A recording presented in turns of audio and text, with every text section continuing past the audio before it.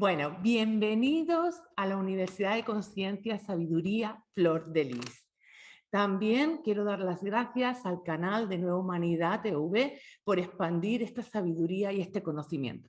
Hoy tenemos con nosotros a Antonio Piñero, catedrático en filología griega, además de que ha estudiado en profundidad tanto los textos canónicos como los textos apócrifos.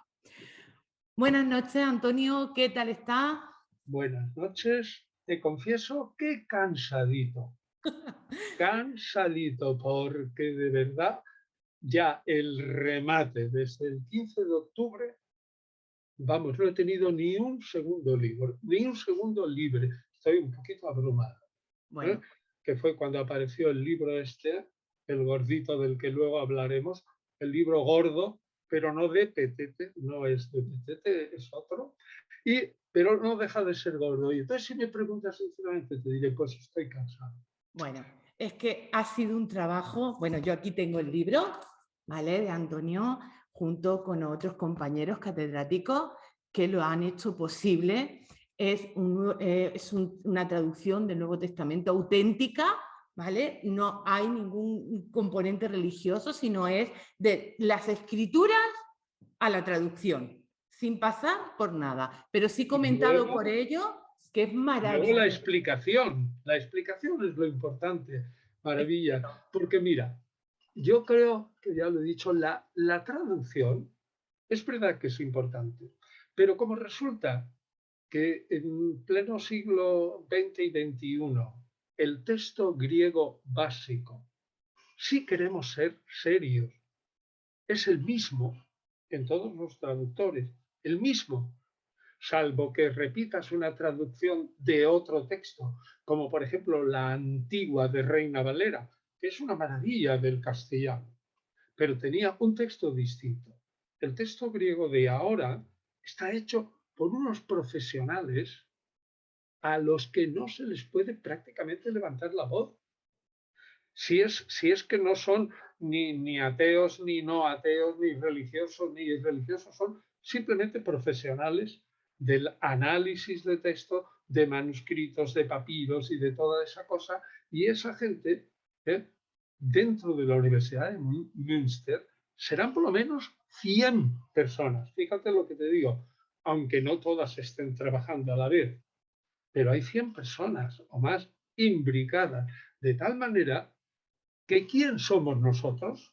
Por mucho que hayamos estudiado, que nos podemos oponer al resultado de un instituto que se dedica a establecer precisamente el texto griego del Nuevo Testamento, tal como lo podemos hacer retrotraer al momento, digamos, en que a ese momento en el cual nos lo permiten los manuscritos que tenemos.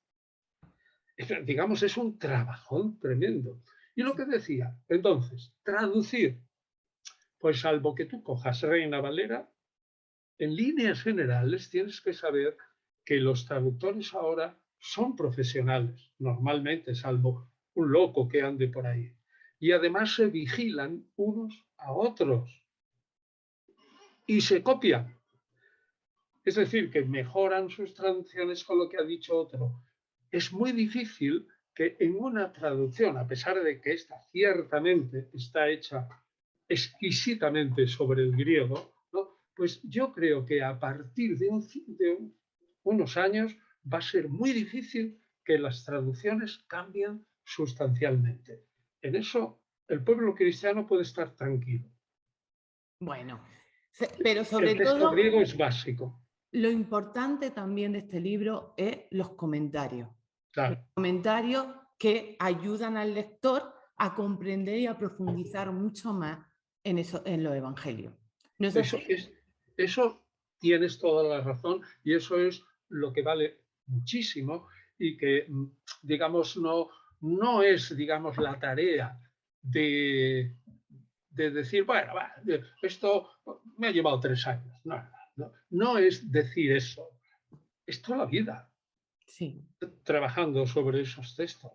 Es decir, la opinión final que tú, como autor, vamos a ser, te pones en mi pellejo, pones en este libro, o mis otros dos colegas, no es una opinión de ayer ni de antes de ayer, es una opinión de muchos años de trabajo que al final se cristalizan en frases entendibles y lo más comprimidas posibles, porque es que si no, fíjate, el libro ese, como te ataque un enemigo, basta que se lo tires a la cabeza y acabas con él, Sí, porque es pesa más verdad. de 1,5 kilos. O sea que este libro vale contra los enemigos, hace ¡fa! ¿No? Entonces imagínate si todavía seguimos comentando y añadimos el peso. La cosa está que hemos dicho todo lo más que se puede en lenguaje sencillo, lo más comprimidamente posible. Exacto. Yo lo Y recomiendo, de verdad, que yo estoy empezando a leerlo, me está gustando muchísimo, comprendiendo mucho más la escritura, que muchas veces pues nosotros mismos hacemos nuestra propia interpretación, algunas veces nos ponemos a leer la escritura y no entendemos muchas de las cosas, y poder ver la visión de estudiosos como ustedes, que son unos grandes estudiosos y unos grandes profesionales, que se han tirado toda la vida investigando tanto los textos apócrifos como los canónicos. Bueno, para mí es un regalazo del cielo tener esto conmigo. Así es que bueno, yo muchísimas te lo gracias. agradezco mucho porque eso es apreciar algo que tú sabes que es más como una misión, como un servicio y que de ninguna manera, lo estábamos hablando entre nosotros, tiene el menor sentido económico. No, Ninguno, ninguno, simplemente es como quien dice para cubrir los gastos del editorial, del transporte, porque esto mueve a muchas personas para que llegue el libro a la gente. Entonces es cubrir esos gastos que son muy notables. sí, De verdad que no creo que sale prácticamente nadie ganando aquí. de hecho, yo lo que yo siento, es que esto es el legado del servicio de toda una vida. Y yo, de verdad, que se siente simplemente al cogerlo y empezar a leerlo. Se siente el amor que le habéis puesto y se siente la experiencia, con lo cual para mí es el servicio de una vida entera, estudiando y profundizando en todos los evangelios. Yo te agradezco mucho esa perspectiva. Sin embargo, es una obra, como toda obra humana, imperfecta. Bueno, Puede ser perfectible. De hecho, pues yo creo que podríamos hacer, ahora mismo es imposible, pero con el tiempo, ahora mismo lo digo porque los tres, cada uno tenemos nuestro trabajo pendiente, ¿no? Pero hay que arreglar algunas cosas para que quede todavía más sólido cuando el libro, digamos, se estabilice, ¿no? Y digamos, bueno, pues podemos, digamos, perdón, por decir digamos es solamente una expresión de humildad, por no decir, lo afirmo de una manera absolutamente y rotunda, ¿no? Cuando tengamos un poquito más de estabilidad, podemos mejorar el producto. No te quepa la menor duda, ¿eh? Lo podemos mejorar. bueno, A lo mejor, lo perfecto es ser imperfecto, porque la humanidad es imperfecta, pero siempre claro que se pueden mejorar las cosas, pero yo le digo que mi punto de vista y mi sentir es que es una obra maestra y es un legado de muchos años de trabajo y de esfuerzo. bien, y yo te lo agradezco otra vez. Bueno, pues entonces, bueno, ya, y también agradecerte a ti porque tú hiciste una buena tarea en la preventa, en la suscripción, cuando la gente hubo de confiar, porque el libro no existía, hubo de confiar en los autores, y hubo de confiar en la editorial, hubo de confiar en todo y confió y pagó entero. Es decir, no es decir, voy a comprarme un piso que pierdo la mitad si me estafan, no, no. Es que pagaron el 100% de lo que cuesta esto en este precio barato, ¿no? O sea, Sí, es súper económica la obra, es súper pues entonces, económica. pero tú tuviste tu parte muy importante porque lo expandiste y yo te lo agradezco también. O sea Bueno, que has contribuido a la expansión de la obra. Así que gracias. Y que quede en acta. pues muchas gracias a ti, Antonio, de verdad, porque para mí es mi servicio de vida, expandir sabiduría, y para mí esto es un libro de sabiduría, como todos los que ha escrito, porque todos son muy especiales. Incluso comulguemos más o comulguemos menos con una idea, pero todos nos aportan una gran sabiduría y nos hacen cuestionarnos muchas cosas. A mí eso me encanta, Antonio, cuestionarme todo en mi vida, dejármelo sentir en mi corazón e investigar. Me encanta investigar, me encanta cuando he leído su libro, porque esta noche estamos aquí para hablar del libro de Jesús y las mujeres, ¿vale? Me transportaba a aquella época. A mí me encanta cuando me pongo a leer o a profundizar en alguna sabiduría, irme al momento, a la época, cómo se vivía, cómo sentían, ¿no? Y por eso yo quería hacerle esta entrevista, para que de primera mano nos cuente un poquito cómo era el papel de la mujer en el siglo I. Pues brevemente, eso está en el libro y no vamos a repetirnos mucho, diremos solamente estas ideas esenciales, pero desgraciadamente, el papel de la mujer en el siglo I, no en el Israel, ¿no? Que podríamos venerar como fuente también de sabiduría, no, sino en el Mediterráneo oriental, en Grecia y en Roma, era un papel absolutamente secundario. Es totalmente cierto que algunas mujeres que destacaban porque brillaban de una manera, digamos, estrepitosa, pero el resto es lo que ha ocurrido hasta hace poco. La sociedad se dividía en lo público y lo privado. La parte privada, que es el reino del ámbito doméstico, de los niños y todo eso, tenía una dueña y señora que se notaba perfectamente en la gente rica, ¿no? Porque esa dueña y señora mandaba sobre otras mujeres y sobre criados masculinos, sin duda alguna, dentro del ámbito de la casa. Pero en el momento en que una empresa salía de ese ámbito familiar, por ejemplo, en el cristianismo primitivo, al principio, y con esto unimos, el papel secundario de las mujeres en toda la época, en el cristianismo primitivo, se ve, sin embargo, realzado positivamente, porque el cristianismo primitivo, en líneas generales, sobre todo las comunidades que más conocemos, que son las paulinas, son domésticas. Es decir, al principio, la palabra iglesia no significa lo que hoy significa, es decir, un local más o menos bonito. Iglesia es una reunión y una asamblea que en griego, y se nos ha transmitido, es curiosamente, nada tenemos de arameo, nada tenemos de hebreo. Nosotros, tan amantes de la cábala y todo eso, en el cristianismo primitivo no tienes nada, Es verdad, absolutamente nada. es verdad. Y no puedes decir que haya ninguna historia del cristianismo primitivo en los manuscritos del Mar Muerto, porque no la hay. Sencillamente por motivos de fechas incluso. Es decir, porque cuando los romanos acaban con el asentamiento, no existía ningún cristianismo en torno al año 66 o 64, por ahí, vamos. Existía solo un pequeño grupo. Pues entonces, vayamos a la idea. La mujer tiene un papel importantísimo. La iglesia en griego, porque no tenemos arameo para nada en el Nuevo Testamento ni en nada, la iglesia en griego significa el lugar donde están los elegidos. Qué ¿Qué bonito. cosa más bonita? No lo sabía, me Sí, encanta.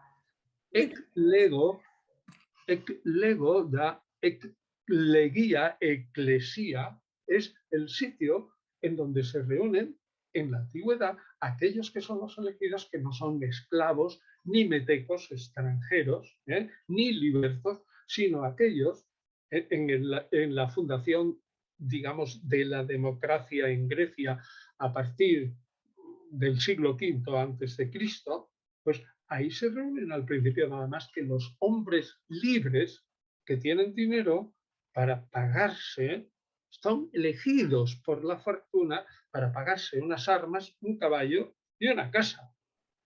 Entonces esa idea de la Asamblea Popular, en donde no iba todo el mundo, sino solamente, no era la democracia como cree la gente, no, iban solamente los ciudadanos, que eran unos cuantos. La inmensa mayoría de los extranjeros y de los negociantes y de los esclavos y de los niños y de las mujeres no iban. Sin embargo, en una iglesia cristiana, los elegidos son hombres y mujeres. Y como al principio el ámbito es tan pequeñito y es doméstico, ¿quién es el que manda en los elegidos? Pues una mujer. Evidentemente, porque estamos en el ámbito doméstico. Exacto. Y eso es lo que refleja el cristianismo primitivo. Ahora, si tú me preguntas el papel de la mujer en general, como tú lo has leído, lamentable, ¿por qué? Porque no pintaba nada. Exacto, exacto. Porque no pintaba nada, era totalmente secundaria. Hay que decir alguna cosa, sin embargo, yo también lo indico, en Israel había una zona de Galilea, Ujú. al norte, que le llamaban Galilea de los Gentiles, que quieras o no, los judíos más fanáticos tenían que abrirse al mundo, o si no se moría. Es decir, sus clientes, por ejemplo, de Jesús, carpintero, constructor de casas, pero en la parte de la madera especialmente, pues era un hombre cuyos clientes no eran judíos. Tenía que saber hacer cuentas en griego y en latín, y tenía que estar en contacto con esa gente. Bueno, pues sí que sabemos de mujeres que eran taberneras, que llevaban hospederías o que cogían los productos y iban al mercado y los vendían. O sea, que Ujú. tenían tratos y llevaban el dinero. Eso en Galilea, en Judea menos. Es decir, que puede decirse que dentro de ese cuadro en que la mujer es secundaria, en Galilea había una cierta predominancia. Luego, desde luego, la mujer no tenía ningún derecho a la educación. Fíjate qué cosa más terrible. Ni siquiera que se le enseñara las letras, más que la tradición oral y, digamos, los principios religiosos que iban transmitiendo a sus hijos. No podían ir a la escuela. ¿Y Piensan por, los talibanes ahora, ¿eh? ¿Y por qué cree que hacían eso? ¿Por qué, Antonio, no dejaban que la mujer fuera una mujer culta? No es que no lo dejaran, sino es que se necesitaba, la cultura era solamente cosa de ricos. Y Ujú. se necesitaba la fuerza, la mano de obra femenina para mantener el campo y la casa. Entonces no se podía permitir el lujo que una fuerza barata como era el de una mujer en casa estuviera estudiando y dejara otros campos en los que podía rendir aparentemente de un modo económico más brillante. Bueno, pero sí se podría haber enseñado dentro de la casa, ¿no? El Bueno, marido o el padre enseñarle a escribir, enseñarle la escritura. sin embargo, no consta, no Vale. consta. Y no consta tampoco, sino que en todo caso, la escritura y la alfabetización estaba reservada exclusivamente a los varones. Y ahora estamos hablando, como nuestro fin es María Magdalena y el cristianismo primitivo, estamos hablando de Roma. Es un mito también, pero un mito mito propaganda de Flavio Josefo, el decir que el 90% de los varones israelitas del siglo I sabían leer y escribir. Eso no es verdad. Ujú. Hoy día, por otros testimonios, porque tenemos papiros y que tenemos otra información, vemos que eso es un mito. Si solo el 10% de los varones eran alfabetos, totalmente. ¿Por qué? Porque también esos eran escribidores, son los escribas, ¿no? Y se dedicaban a los contratos, a leer y copiar las escrituras sagradas que en Israel tenían importancia. El resto de los varones eran analfabetos funcionales. Sí, así es. Y además es cierto, ¿no? Corrígeme si me equivoco, que en el siglo I tener un libro, un pergamino, un escrito, era como alguien muy rico, alguien muy culto, es decir, Un no libro es de como, pergamino no lo tenía casi nadie. exacto, que no es como Hojas de ahora. papiro sí, que las comprabas caras y tal, y que eran caras. Claro, pero Y que era valían. personas con poder adquisitivo. Tenían que tener poder adquisitivo, ¿no es así? Vale. Entonces, si los varones, ya decimos de esos, que eran analfabetos, digamos, o que eran analfabetos funcionales, fíjate el papel de las mujeres. No sabemos cómo enseñaban los maridos a las mujeres en casa. Desde luego, en el cristianismo primitivo se dice expresamente, tanto en Primera Timoteo como en ese pasaje falso de 1 Corintios 14,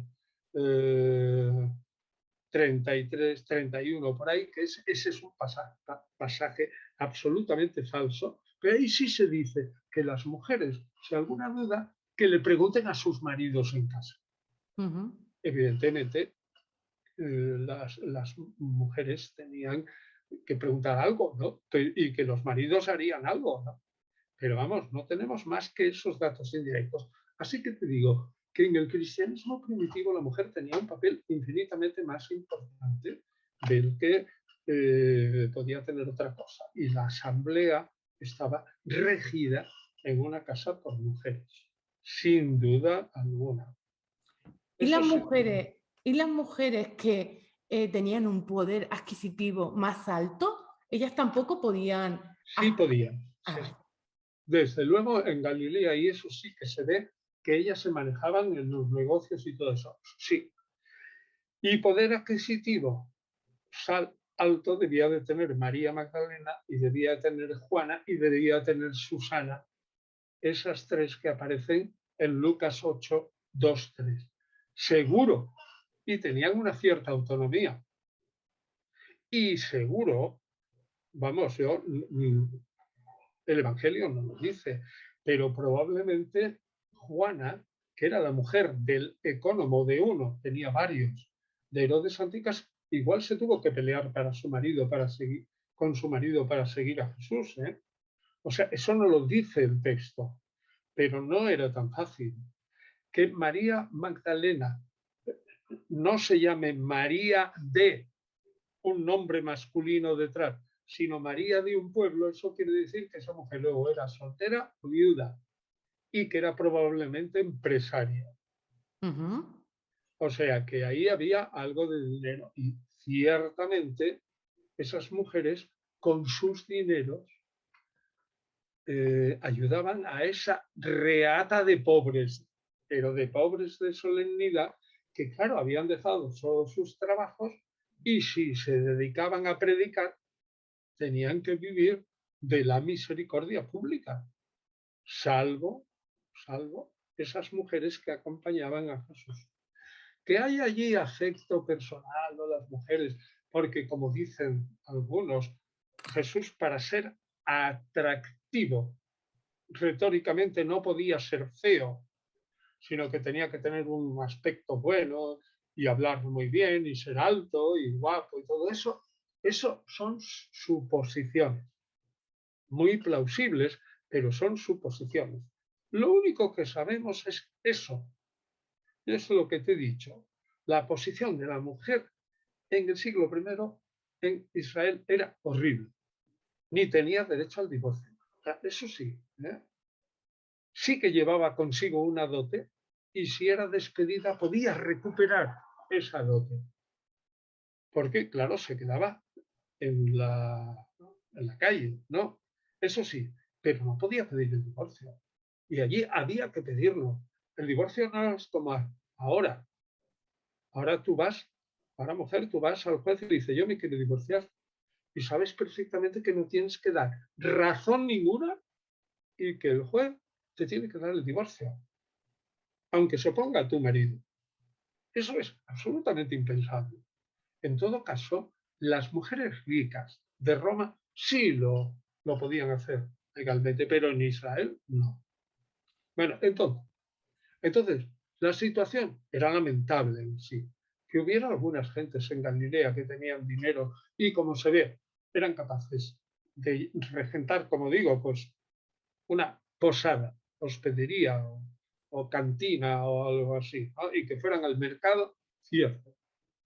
No tenemos, por ejemplo, ninguna mujer que fuera presidenta de una sinagoga, ¿Es cierto? Ujú. ni tampoco tenemos ningún caso de una mujer que fuera secretaria, el Hatzán, ¿eh? De la sinagoga, que fuera el secretario, el escribano, en fin, bueno, todo lo que se podía hacer de la secretaría, incluso el limpiador y todo eso de la sinagoga, no. Pero por otra parte, ese eh, judeocristianismo de Pablo anterior al que nos pinta, es anterior cronológicamente, pero posterior al que nos pintan los evangelios en la vida de Jesús, ciertamente las mujeres tenían un papel indudable. No hay que ver nada más que las mujeres, tanto en Filipenses como en Romanos, están, digamos, desempeñando papeles de jefas que ayudan a la comunidad en la administración económica y no sabemos si en algo más, probablemente más, que eran al menos diaconisas, que eran evangelistas y por lo tanto eran maestras. Bueno, Desde luego, en Pablo es ujú. claro que las mujeres pueden enseñar y profetizar Y y esto hablar es, en lengua. y esto es debido a la influencia de Jesús, Pues no lo creo. ¿no?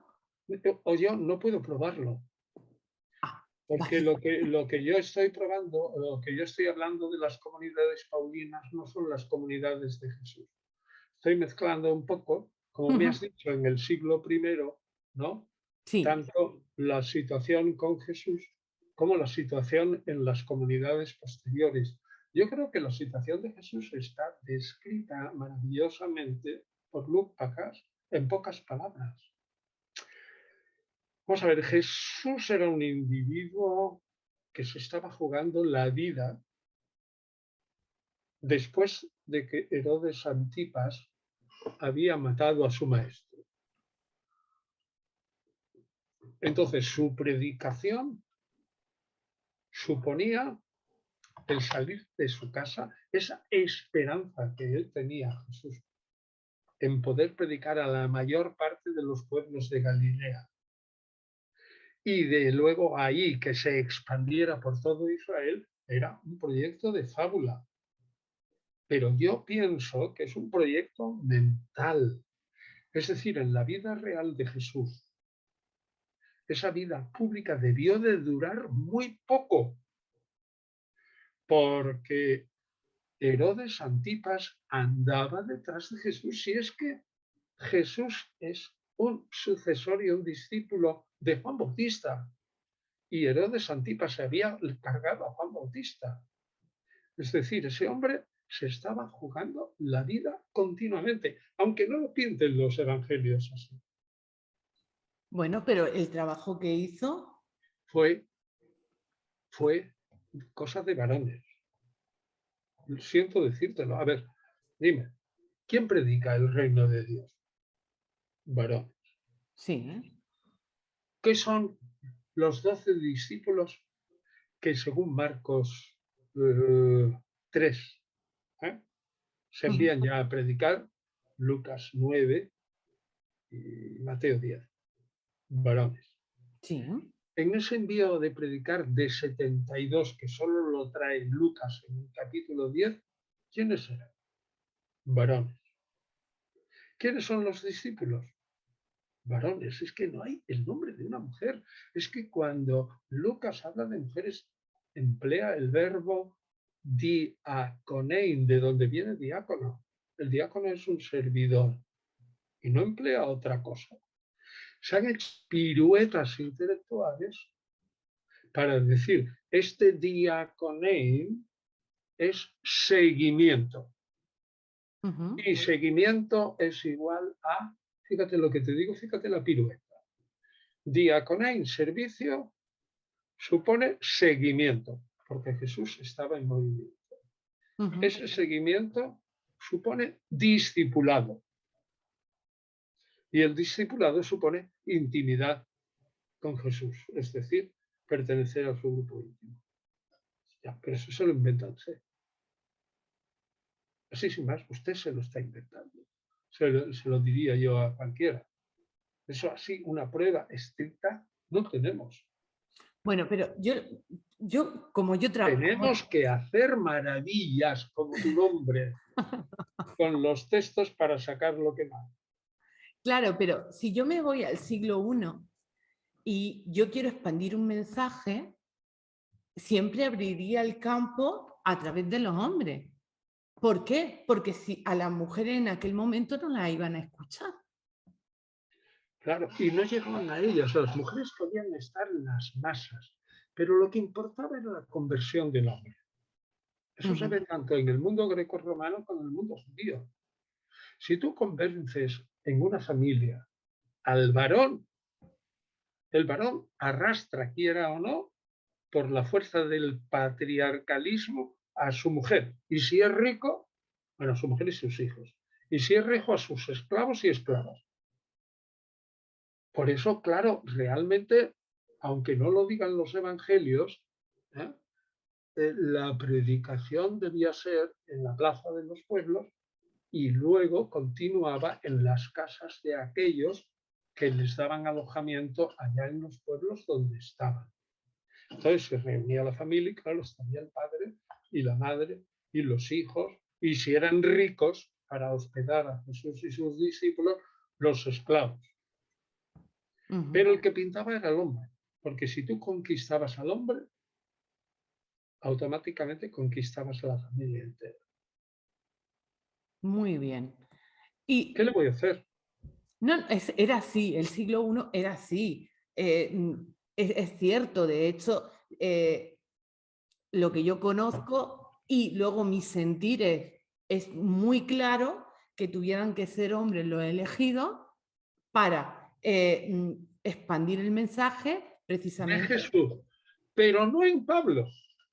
Pablo sí que se sirvió. Es verdad que se sirvió de hombre, pero también se sirvió de mujer. Así. Como el matrimonio ese famoso de Áquila y Priscila o Prisca.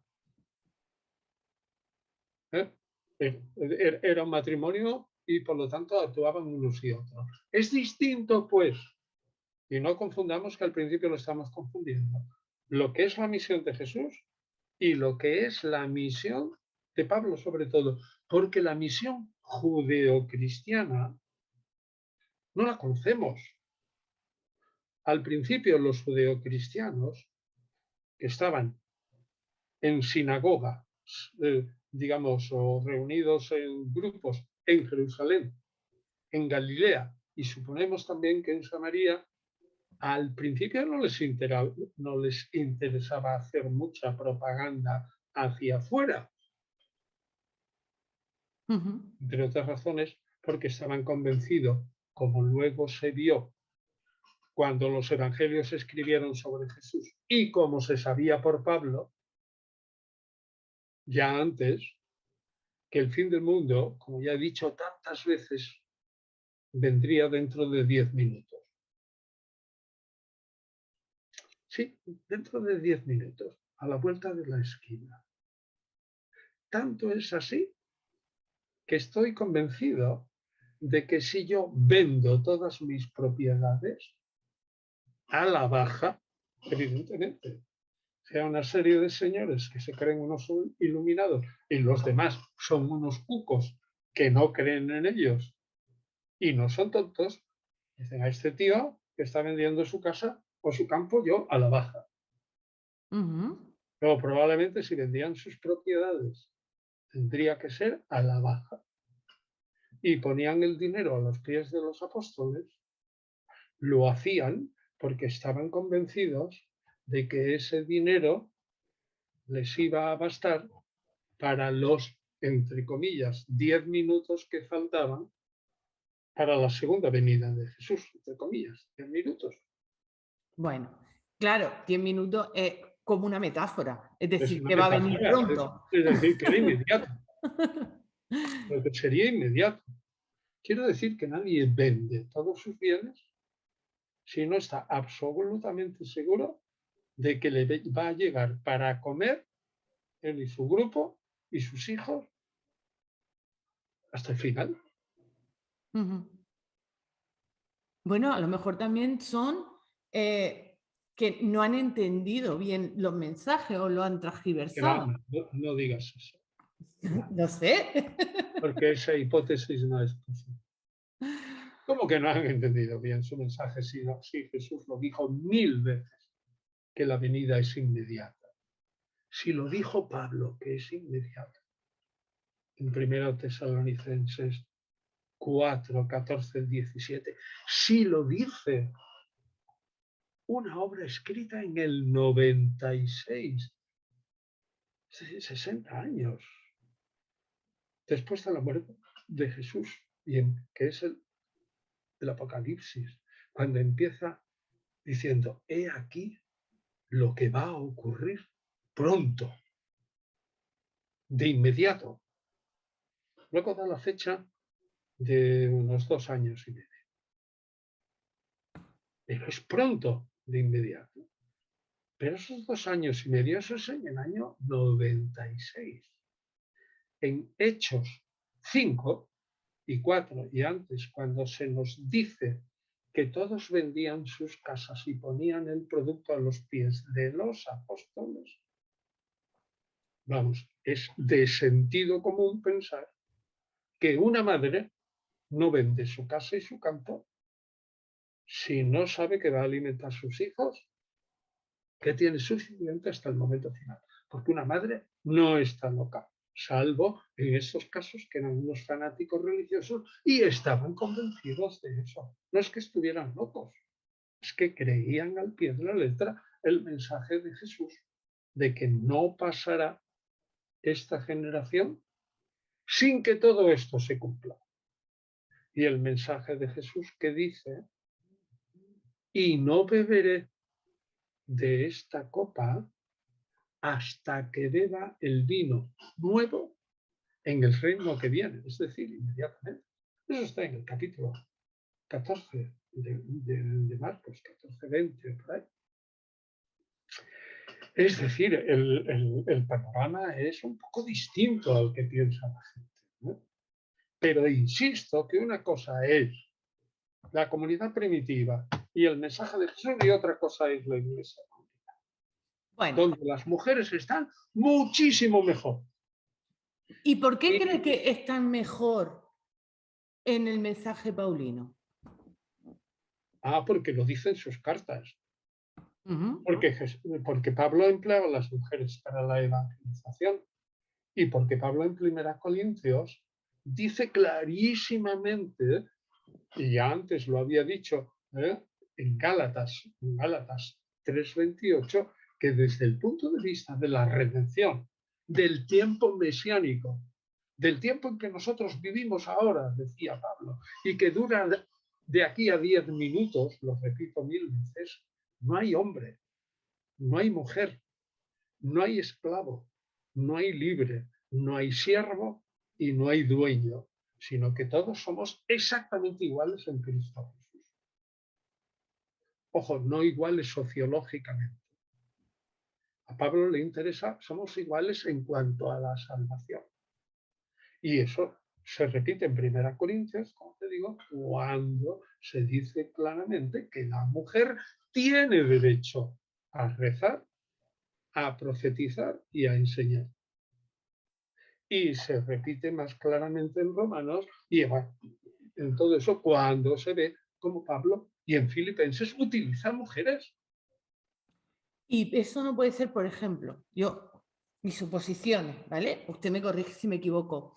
Cuando Jesús resucita, a la primera persona que se le presenta es una mujer, es a María Magdalena. Bueno, ¿y cómo lo sabes? A ver, ¿Cómo lo sé? Bueno, sí. porque lo siento, porque está Ah, también en los sí. evangelios, sí. Los evangelios, ¿estás segura de ese plural? Bueno, o evangelio, vale. ¿Cuál evangelio?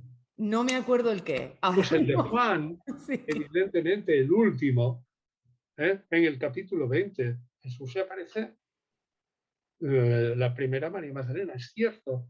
Pero, ¿y qué dice Bueno, Pablo? pero también está Bueno, en Marcos. sí, no, pero no en Marcos 16, 1, 8, sino en Marcos a partir ese es el final añadido de Marcos.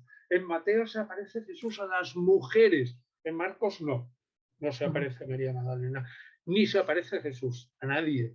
Lo que se aparece son los dos ángeles, o un ujú, ángel. Sin embargo, en Mateo ya se aparece Jesús a las mujeres. Y en Lucas, al primero que se aparece es, vamos a ir por ese orden, es o a los discípulos que van caminando a Emaús, capítulo 24, ujú. o a los discípulos reunidos, pero antes a Pedro. Lo dice especialmente el capítulo 24 de Lucas. Primero a Pedro, a los discípulos, o bien a los discípulos de Emaús antes que a Pedro y al resto de los 10, o sea, los 10 discípulos privilegiados que quedaban. Solamente, y luego, Primera Corintios 15, cuando Pablo habla de la resurrección. Ujú. ¿A quién se aparece el primero, según Pablo? A Pedro. Luego los 12. Luego a 500 hermanos. El último a él. No hay ni noticia de María Magdalena. Ni noticia. Y es la primera, ¿eh? Primera Corintios, eso está escrito en torno al 54, entre el 54, 56 o por ahí, antes de los evangelios. Y si hablas de, de apócrifos muy primitivos, que no hay que hacerle mucho caso, pero sí que hay una línea de tradición, tampoco se aparece a María Magdalena. ¿A quién se aparece el primero? A su hermano Santiago. A su hermano Santiago. O sea, que no me digas que eso yo, porque lo siento, porque lo sé, porque tú te estás hablando de un evangelio, Ujú. que es el evangelio más tardío de todos, que ciertamente, el evangelio de Juan, lo he definido en el libro gordo como una enmienda a la totalidad de los tres evangelios anteriores. Que ahí hay en la comunidad de Samaria, como se ve clarísimamente por el Evangelio de Juan capítulo 4, diálogo de Jesús y la Samaritana. Que hay en la comunidad de Samaria un importante influjo de mujeres, me parece seguro.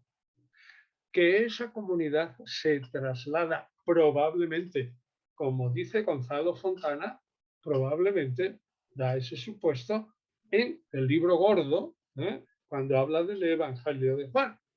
Que se traslada después a Éfeso es muy probable. Que allí en Éfeso hay una tradición sobre María Magdalena y las mujeres y todo eso, unida a esa corriente mística, gnóstica, incipiente, que se percibe en el Evangelio, el cuarto Evangelio, me parece evidente. Pero eso es una corriente dentro del cristianismo que algunos dicen, claro, es una corriente, pero ¿por qué? Porque el cristianismo era machista, porque era patriarcalista. Y claro, esa verdad absoluta que se apareció primero a María Magdalena es contradicha por Pablo, porque Pablo era un machista. Mentira, Pablo no era un machista. Es absolutamente mentira. Y eso lo rebato yo en mi libro sobre Pablo. El texto ese que he dicho de 1 Corintios 14, 32, por ahí, eso es un texto en el que dice que las mujeres cállense en la asamblea, si algo tienen que decir que se lo pregunten a sus maridos, eso está metido, es una glosa metido de rondón en 1 Corintios, no es Paulino.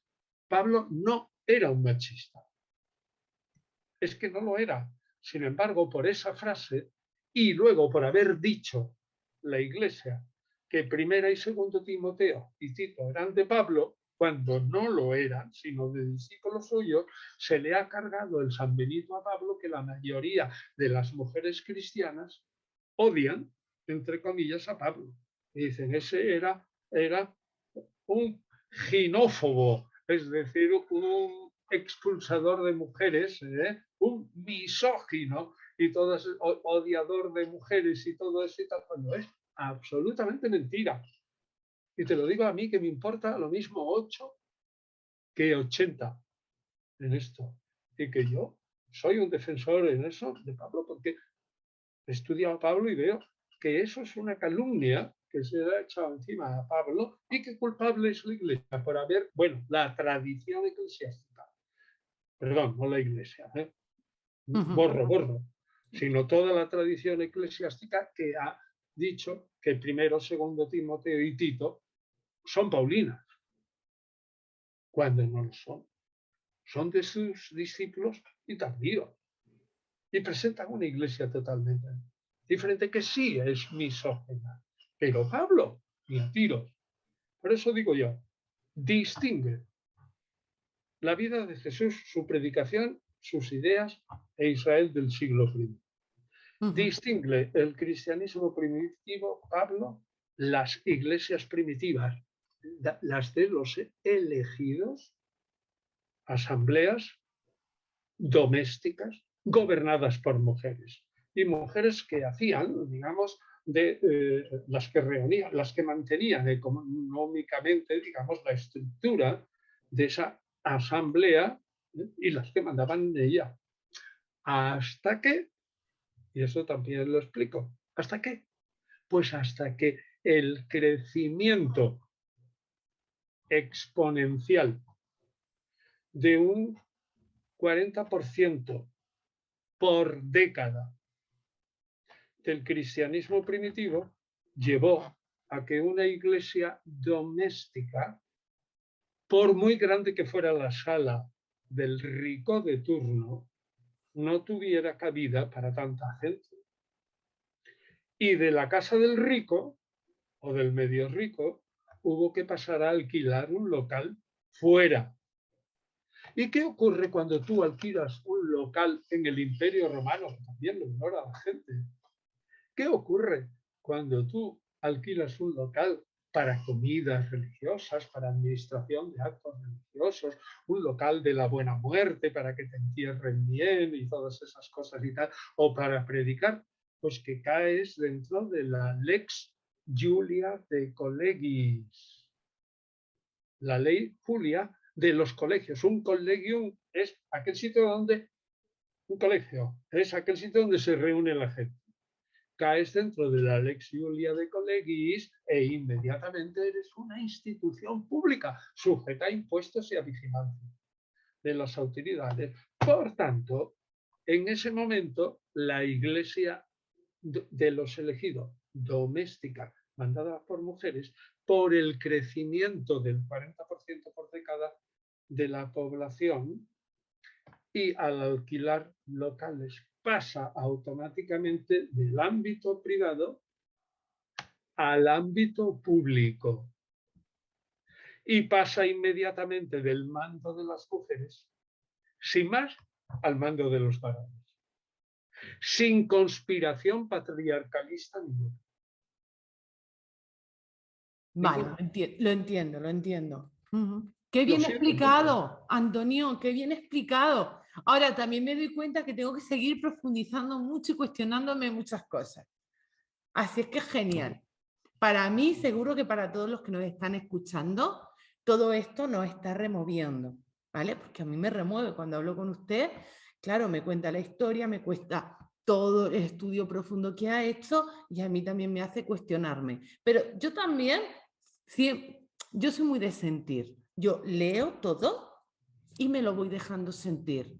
Y voy preguntándome por qué, para qué. Pero eso es, la mayoría de los varones no tenemos esa cualidad. Te Sí. lo aseguro que no la tenemos. Es una pérdida increíble de sentimiento afectivo. Y te digo yo una cosa. La mayoría de los varones han caído en la cuenta que la maternidad es un superpoder. Sí, yo le digo que tengo 4 hijos. Es un superpoder. Y que lo que siente una madre jamás llegará un varón a sentirlo. Es cierto. Eso es evidentísimo. Entonces, como es evidentísimo, digo yo, ese mundo tuyo, madre de 4 hijos, tú has ejercido 4 veces un superpoder. ¿Eh? Sí. Es que es un superpoder. Traer a un ser humano aquí es un superpoder. Pero que lo digo 1000 veces, es un superpoder del que no caemos en la cuenta los varones. Y entonces resulta que cada mujer tiene una profundidad afectiva que espontáneamente tú dices, sí, sí, yo conozco, pero yo lo siento. Mira, un varón no nos andamos con esas cosas, sino que nos quedamos a un nivel más superficial, y eso es lo que nos pasa a los filólogos, y nos quedamos simplemente en esto, explicar bien las cosas, pero sin sentir nada. Simplemente lo explicamos. Pues me da pena porque os perdéis algo muy grande. Muy bien, yo lo admito, lo admito. Tenemos otras cosas, los varones, Exacto. De pero vamos, hecho, realmente yo siento que la humanidad está llena de personas muy diferentes precisamente para que aprendamos las unas de las otras. Y que todo el mundo tiene su valía. No hay nadie por encima ni nadie por debajo de nadie, sino que todos nos complementamos. De todo el mundo podemos aprender. Y a mí, Antonio, de verdad, me encanta aprender contigo. Aunque en algunos puntos pues no tengamos la misma mirada, pero yo sigo aprendiendo con usted. Y aquí está la prueba viviente de que me encantan sus libros, tengo varios, y que los leo, los estudio, me meto en el papel y digo, a ver cómo lo están viendo, bueno, voy ahora a sentirlo, esto sí, esto no, que a lo mejor para ustedes es como, bueno, es una manera diferente, ¿no? De ver la vida. yo veo, sí, las cosas como un poco objetivas y Mm. sin sentimiento. Es decir, intento, quizás sea también mi temperamento, que es como muy ideológico, ¿no?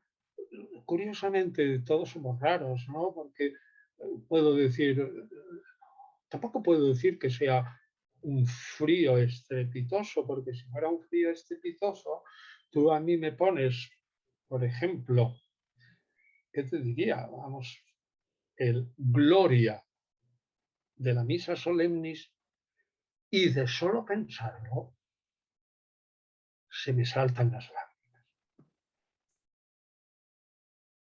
Ahí hay un sentimiento tremendo, pero en otras cosas no tengo sentimientos. Es Bueno, decir, porque es puedo algo... ser un iceberg y a la vez tener sentimientos. Somos contradictorios. Bueno, pero eso es muy bonito y además solamente con ver su mirada se sabe que tiene mucho amor dentro. Porque Bueno, en la es que, mirada se pero ve tú el qué amor. sabes, maravillas, si tú no me Yo conoces. solamente con ver los ojos, además, una de las cosas que a mí me ha llamado mucho la atención de la pandemia es precisamente el vernos con las mascarillas y poder mirarnos a los ojos.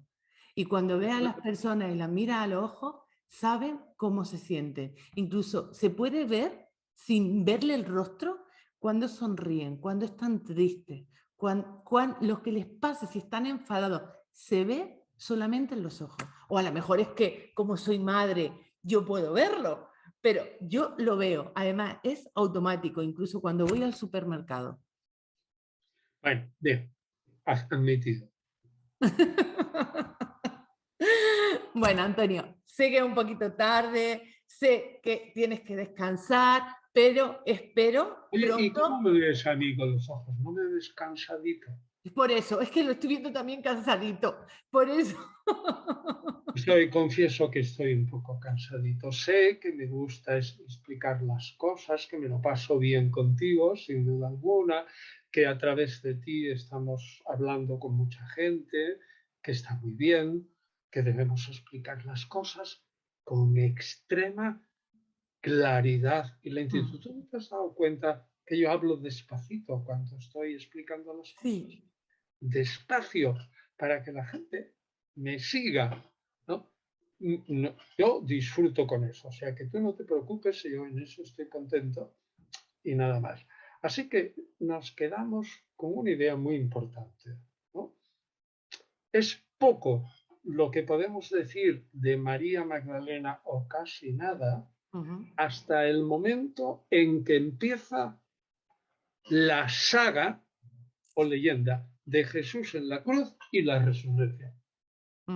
Y ahí tenemos un testimonio que unido uno a Juan 4, la mujer en el pozo de Jacob y el diálogo de la mujer samaritana, ese diálogo con Jesús, en el que Jesús se revela por primera vez. Y el paso de la fe imperfecta a la fe perfecta de esa mujer, que había tenido 5 maridos, no creía en nada y de repente se le abren los ojos. Segundo, el episodio de la adúltera está en más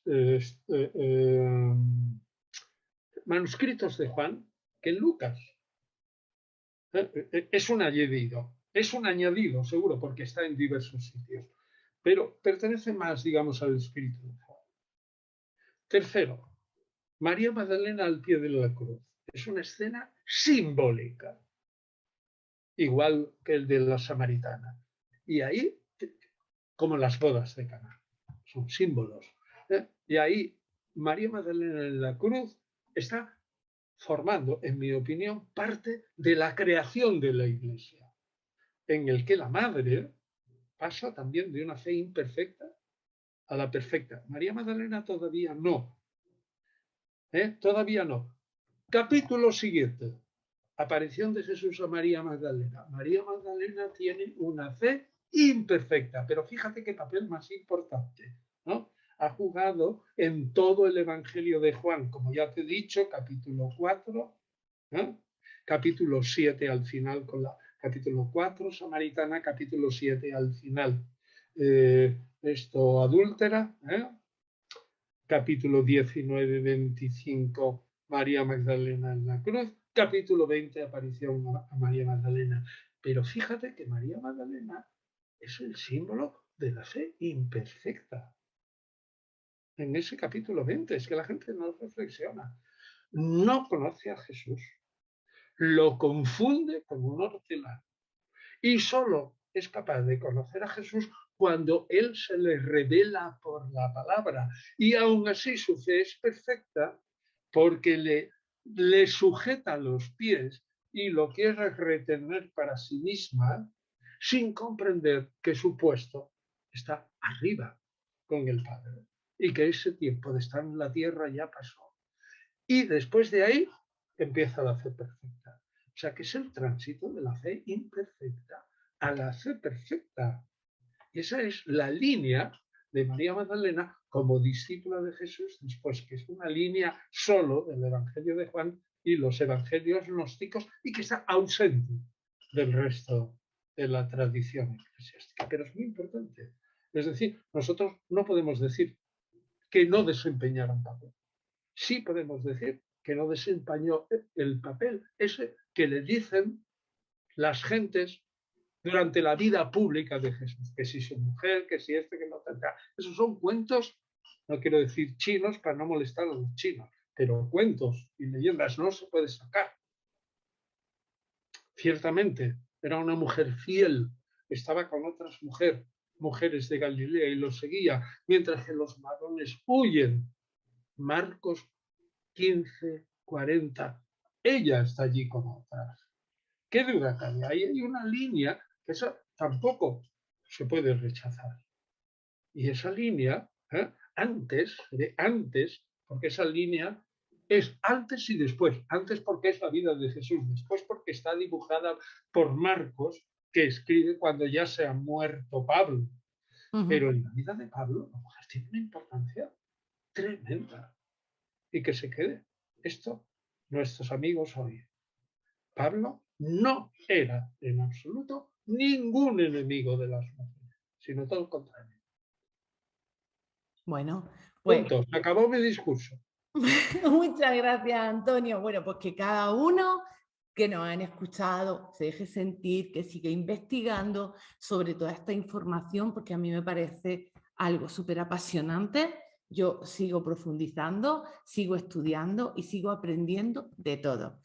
Antonio, de verdad, 1.000.000 de gracias por compartir su sabiduría con nosotros y ya le dejo descansar. Muchas bendiciones. Bueno, yo tampoco tengo tanta sabiduría. Lo que tengo son muchas peonadas, como dicen, muchas peonadas, muchas peonadas dadas.